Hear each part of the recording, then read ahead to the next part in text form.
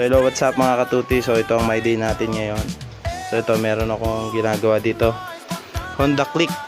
So nag-slide to kumbaga nabasag yung ibang flarings niya, yung pinalitan ko.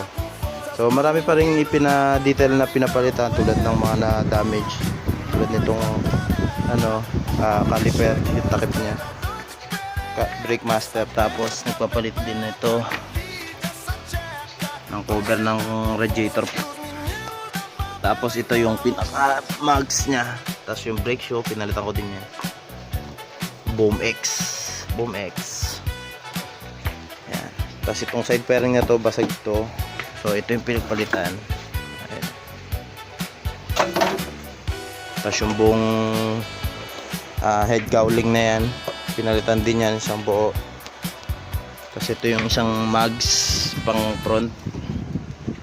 So may labi-lab din naging gastos ni customer dito, kasi halos sinabay-sabay na niya ng bili. Tapos ito mga throttle tapos lever, tapos pipe. Ayan, papalitin siya ng pipe. Ayan, hindi ko kilala yung brand na yan.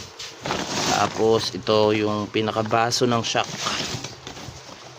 Ayan, TRC yung pinakabaso. So yun ang papalitan natin. Yung pinaka inner tube nya, yun pa rin yung gagamitin ko.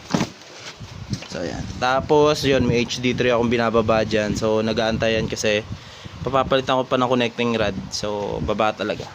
So ayun yung mga gearings. So yun lang yung my day natin for today. Peace out.